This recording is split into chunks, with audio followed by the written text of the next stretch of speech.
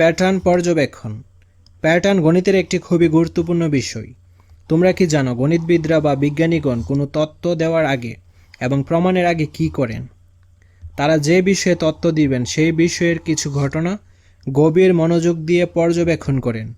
ঘটনাগুলোর একটি প্যাটার্ন বের করেন এবং সেই প্যাটার্ন অনুযায়ী একটি তত্ত্ব দেন এবং পরবর্তীতে গাণিতিক যুক্তির মাধ্যমে বা ল্যাবরেটরিতে পরীক্ষার মাধ্যমে সেই তত্ত্ব প্রমাণ করেন। একজন গণিতবিদের মতে আমরাও ঘনবস্তুর আয়তনের সম্পর্কের প্যাটার্ন পর্যবেক্ষণ করে দ্বিপদী রাশির ঘন এর সূত্র বের করব এবং সূত্র প্রমাণ করব। লক্ষ্য করো, 1 নং সমীকরণ অনুসারে আমরা লিখতে পারি এখানে 3টা 8 আকারের ঘর সংখ্যা ছিল একটা, তারপর 2টা 8 এবং একটা 5 এই আকারের ঘর সংখ্যা ছিল কয়টা? 3টা। দেন একটা 8 এবং 2টা 5 আকারের ঘর সংখ্যা ছিল কয়টা? 3টা। 3টা 5 আকারের ঘর সংখ্যা ছিল একটা। এই যে আমরা যে বের করেছিলাম 3টা 8 আকারের ঘর সংখ্যা ছিল আমাদের কয়টা? একটা। আর 2টা 8 একটা 5 আকারের ঘর সংখ্যা ছিল আমাদের 3টা ছিল এরকম, এই যে ঠিক আছে 3টা। আর 2টা 5 এবং একটা 8 এরকম আকারের ঘর সংখ্যা ছিল আমাদের 3টাই, এই যে। আর 3টা 5 আকারের ঘর সংখ্যা ছিল আমাদের কেবল একটা। মোট ঘর সংখ্যা হচ্ছে 8টা, এই যে 6, 7 এবং 8। একক কাজ, 2 নং সমীকরণ অনুসারে ঘরগুলোর আকার, বিভিন্ন আকারের ঘর সংখ্যা এবং মোট ঘর সংখ্যা লেখো। তোমাদের উপরের জোড়াই কাজ থেকে পাওয়া ঘরগুলোর আকার, বিভিন্ন আকারের ঘর সংখ্যা এবং মোট ঘর সংখ্যা লেখো। চলো এখন আমরা এর অ্যান্সারটা দেখে নিই।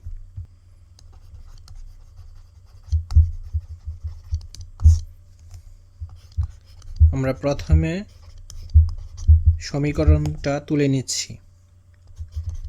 a cube plus 3a square B plus 3ab square plus B cube, এটা হচ্ছে 2 নং সমীকরণ।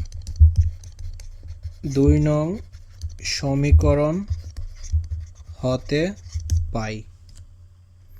তো এখানে দেখো 3টা 7 আছে একটা, তো 3টা 7 আকারের গড় সংখ্যা হচ্ছে একটি। তো এটা কিন্তু ঘনক, কারণ এখানে 7 3টা, মানে দৈর্ঘ্য, প্রস্থ, উচ্চতা তিনটাই সমান। এই ক্ষেত্রে এই বস্তুটা হবে গণক।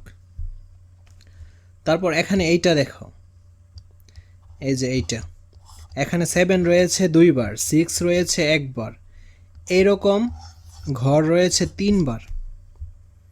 তো 7 2টা এবং 6 একটা, এরকম আকারের ঘর সংখ্যা 3টি। তো এইটা কিন্তু ঘনক হবে না, এটা হবে আয়তকার ঘনবস্তু, ঠিক আছে। তারপর এখানে দেখো 7 একটা এবং 6 রয়েছে 2টা, এরকম ঘর রয়েছে 3টা। তো 7 একটা এবং 6 রয়েছে 2টা, এরকম আকারের ঘর সংখ্যা হবে 3টা। তো এইটা হবে আয়তকার ঘনবস্তু। তারপর দেখো 6 রয়েছে কয়টা? 3টা, অর্থাৎ যার দৈর্ঘ্য, প্রস্থ, উচ্চতা তিনটাই সমান, এরকম আকারের ঘর সংখ্যা রয়েছে একটা, ঠিক আছে। তো এইটা হবে ঘনক। এখন দেখো মোট ঘর সংখ্যা কয়টা? মোট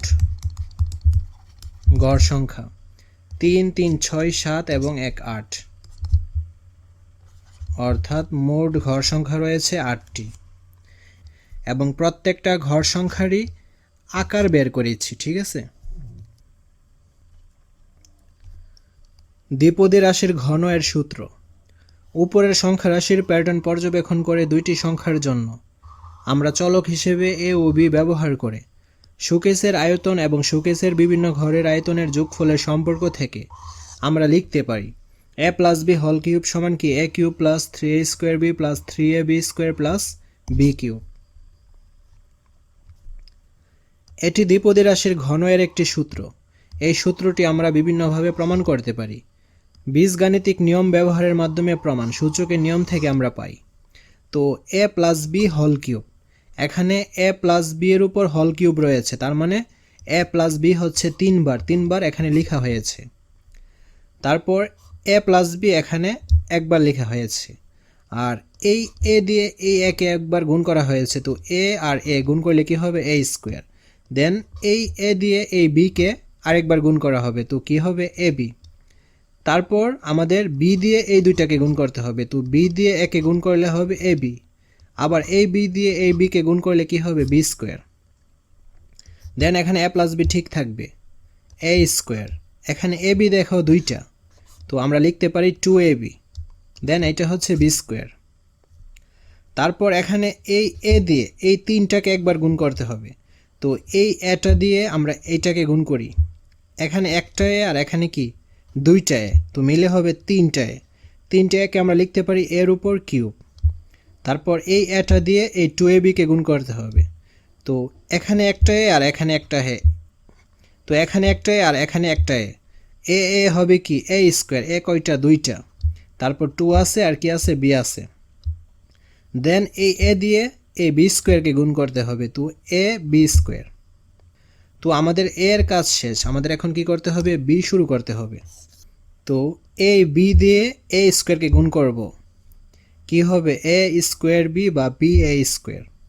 দেন এই b দিয়ে 2ab কে গুণ করব, তো b a কি হবে b স্কোয়ার। তারপর এখানে রয়েছে 2 আর a, এই যে। তারপর এই b দিয়ে এই b স্কোয়ারকে গুণ করব, b এখানে একটা এখানে দুইটা, তো হয়ে যাবে কি b কিউব। তারপর এখানে a কিউব লেখা হয়েছে। দেন 2a স্কোয়ার b হচ্ছে দুইটা, আর a স্কোয়ার b হচ্ছে একটা, দুইটা আর একটা হবে তিনটা a square b। a b square হচ্ছে একটা, a b স্কোয়ার হচ্ছে এখানে একটা, আর এখানে হচ্ছে 2ab স্কোয়ার দুইটা, তো দুইটা আর একটা এখানে কয়টা হবে তিনটা ab স্কোয়ার। তারপর আর থাকে b কিউব, এই যে b কিউব লেখা হয়েছে। তো a প্লাস বি হোল কিউবের সূত্র এই যে এইটা বের হলো, a cube plus 3a square b plus 3ab square plus b cube. Clear? আজকের ক্লাসটা এই পর্যন্তই, পরবর্তী ক্লাসটি আমরা এই জায়গা থেকে শুরু করব। ধন্যবাদ সবাইকে।